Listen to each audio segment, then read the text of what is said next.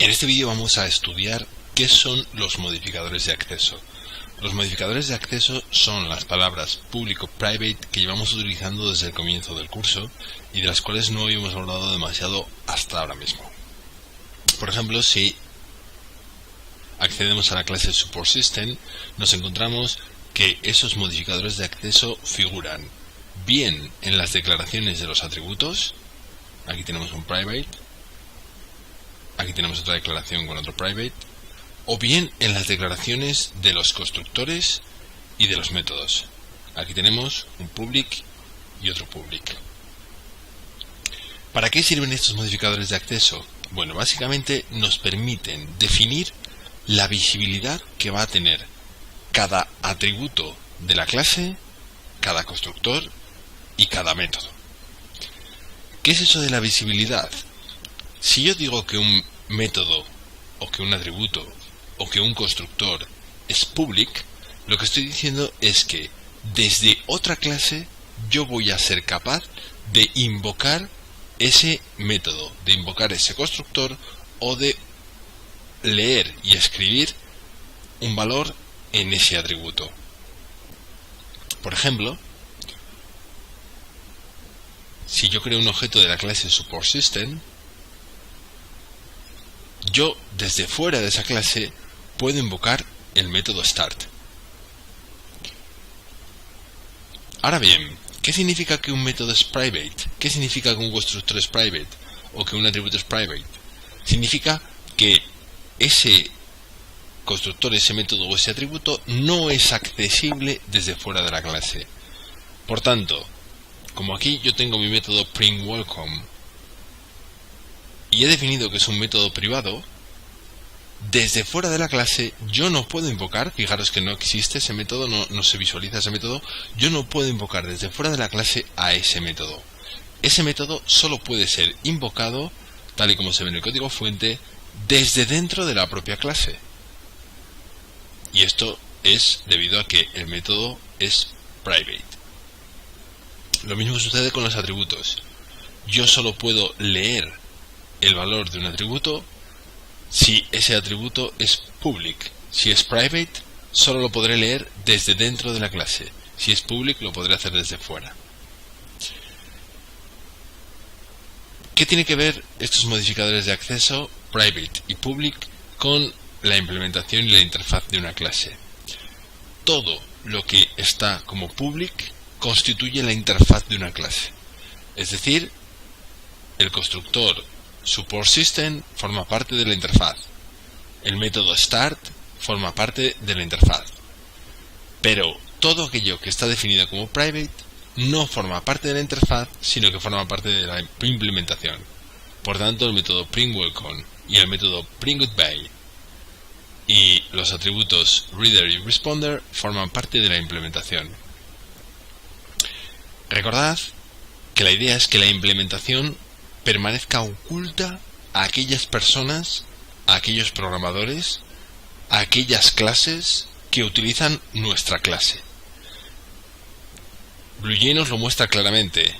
Cuando yo hago botón derecho sobre un objeto de la clase Support System, lo único que puedo hacer es invocar su método start. No puedo modificar sus atributos directamente. Tendría que construirme getters y setters públicos, pero directamente no puedo modificar sus atributos y tampoco puedo llamar a los métodos printGoodbye y printWelcome.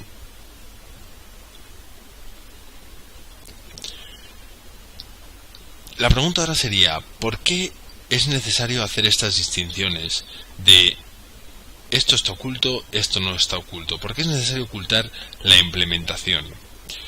Dos motivos. Primero, a los programadores de otras clases no les resulta necesario saber cómo es la implementación de nuestra clase para poder utilizarla.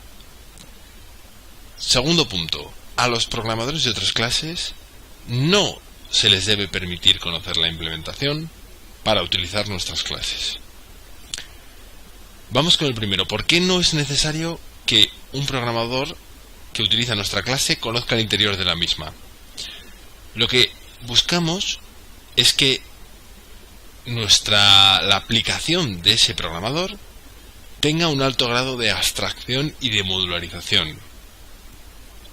Si ese programador que utiliza nuestra clase es capaz de pensar en nuestra clase como una cosa abstracta, que hace ciertas tareas, pero sin preocuparse de cómo las hace, estamos consiguiendo aumentar la abstracción de su aplicación. Realmente, a ese programador no le es necesario mirar el código fuente de nuestra clase, porque solo mirando la documentación de la clase debería de bastar para utilizarla. Es lo mismo que nosotros cuando utilizamos la clase string. No miramos su código fuente, solo su documentación. ¿Por qué no debemos permitir que otro programador que utiliza nuestra clase conozca el interior de la misma, conozca la implementación de la clase? Bueno, el objetivo es, en este caso, que ese programador no sea capaz de conocer nuestra clase para evitar que sus clases sean codificadas dependiendo de cómo es el interior de nuestra clase. La idea es que si nosotros cambiamos la implementación de nuestra clase, ese programador que utiliza nuestra clase no debería de realizar ningún cambio en sus clases para que el programa siguiera funcionando. Vamos a imaginar que la clase SupportSystem la realiza ese otro programador y la clase Responder es una clase que estamos haciendo nosotros. La clase Responder, aparte de su constructor, tiene un método público denominado GenerateResponse. Bien, ese otro programador que está desarrollando la clase SupportSystem, lo único que necesita saber es que este método tiene un parámetro llamado UserInput de tipo string, y este método lo que hace es generar una respuesta en función de esta cadena que se le introduce como parámetro, y esa respuesta la devuelve en forma de cadena. Eso es lo único que necesita saber el programador de la clase SupportSystem. No necesita conocer la implementación que nosotros estamos haciendo del método GenerateResponse, porque si la llega a conocer, es posible que en la clase SupportSystem realice ciertas operaciones teniendo en cuenta cómo funciona nuestra clase. Eso supone que si más adelante yo cambio la implementación de esta clase, es posible que la clase del otro programador deje de funcionar. Este problema se denomina acoplamiento, lo veremos más adelante, y consiste en mantener las clases lo más independientes posibles. Por ejemplo, si yo utilizo en mi programa la clase ArrayList, por mucho que en versiones futuras de Java se mejore la implementación de la clase para hacerla, por ejemplo, más eficiente y que se ejecuten las operaciones más rápidamente, por mucho que se cambie la implementación, mis programas que utilizan la clase ArrayList deben de seguir funcionando, porque yo no conozco la implementación, solo me baso a la hora de utilizar esa clase en la interfaz. Por tanto, mis clases tienen un acoplamiento muy pequeño, tienen una dependencia muy pequeña con la implementación de la clase ArrayList. Lo mismo debe de suceder cuando utilizamos nuestras propias clases. En este caso, la clase que está desarrollando ese otro programador, SupportSystem, debería de ser independiente de la implementación de la clase Responder. Solo debería tener en cuenta la interfaz de dicha clase. Por tanto, como digo, buscamos bajo acoplamiento, baja interdependencia entre las clases. Claro, ¿qué pasa si el proyecto es pequeño y yo soy el único programador que hace todas las clases? En ese caso lo que debemos de hacer es, por mucho que nosotros hayamos codificado la clase Responder y a continuación codifiquemos la clase SupportSystem, lo que tenemos que hacer es pensar que nosotros no conocemos cómo está codificado el interior de la clase Responder, sino que conocemos solo su interfaz. Eso es lo que necesitamos para desarrollar la clase SupportSystem. ¿Para qué necesitamos utilizar métodos private? Generalmente hemos utilizado a lo largo del curso métodos public. ¿Por qué son necesarios métodos private? Bueno, un buen ejemplo lo tenemos en la clase SupportSystem. En la clase SupportSystem tenemos el método start, que es public, y a su vez tenemos los métodos printWelcome y printGoodbye, que son privados. ¿Por qué los utilizamos? Lo que nos permiten es, en este caso, al invocarlos en el método start, partir o romper un método que sería muy grande y convertirlo en un método más pequeño en el que hemos partido parte de su funcionalidad en un método propio. El método printWelcome está diseñado para ser invocado únicamente aquí. No se puede invocar desde fuera, dado que es private. Y de hecho no tiene sentido que sea invocado desde fuera, dado que aparezca el mensaje de bienvenida solo tiene sentido si estamos en una sesión de chat. Si no, por sí solo, no tiene sentido que se pueda invocar desde fuera. También tiene sentido que utilicemos métodos private cuando una tarea dentro de una clase se repite a menudo dentro de esa misma clase. Ya veremos más adelante ejemplos de ello. Para terminar, dos cuestiones. Una, ¿es buena idea que pueda haber un método, que pueda haber un atributo que en vez de private sea public? Bueno, si nosotros pudiéramos hacer, si nosotros hacemos, por ejemplo, imaginaros un atributo que fuera valor, que fuera de tipo entero y que fuera público, lo que eso nos permite es que desde otras clases, por ejemplo desde, mejor dicho, vamos a ubicar ese atributo aquí en la clase responder,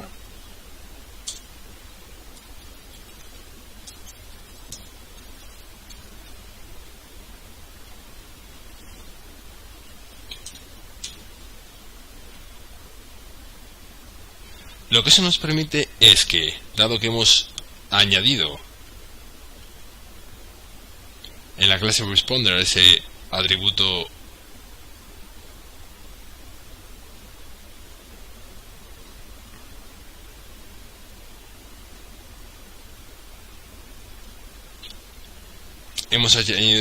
valor, yo podría decir en el constructor de la clase supportSystem que mi atributo denominado responder, que es un objeto de la clase responder, es decir, un objeto de esta clase, yo podría decir que responder valor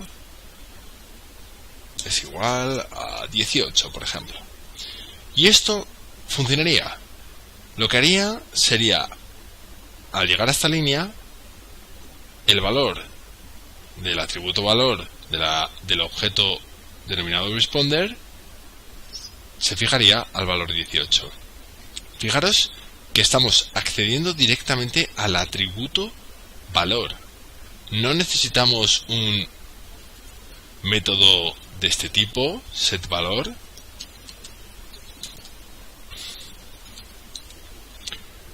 como habitualmente hacemos, sino que directamente le ponemos el valor al atributo valor de la clase responder.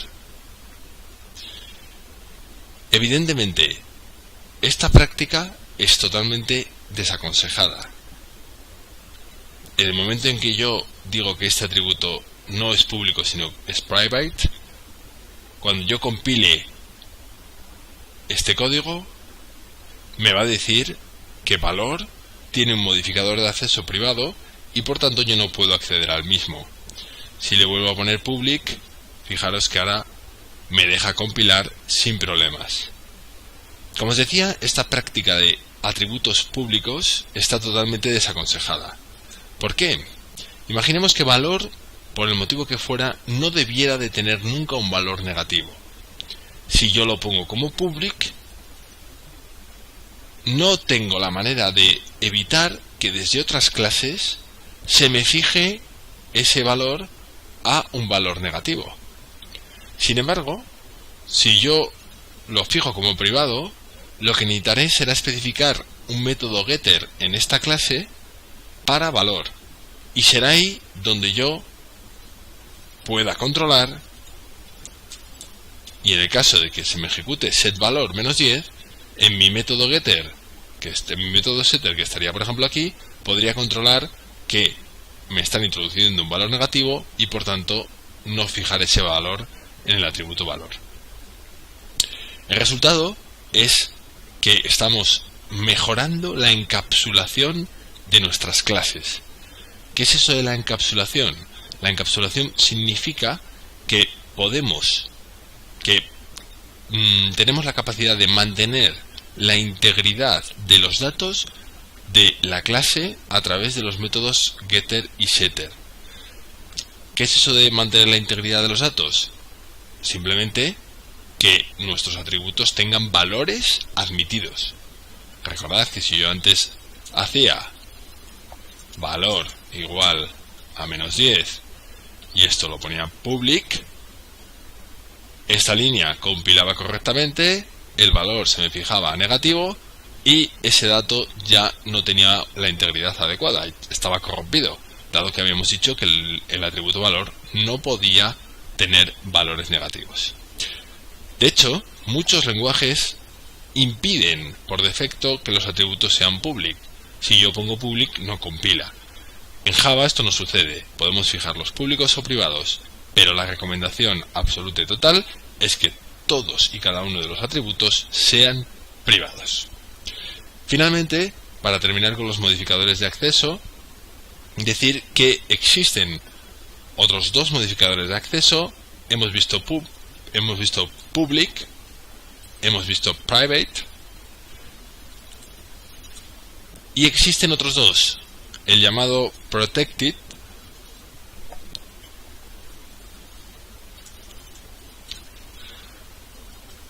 y no poner nada. Esos dos modificadores de acceso los veremos más adelante.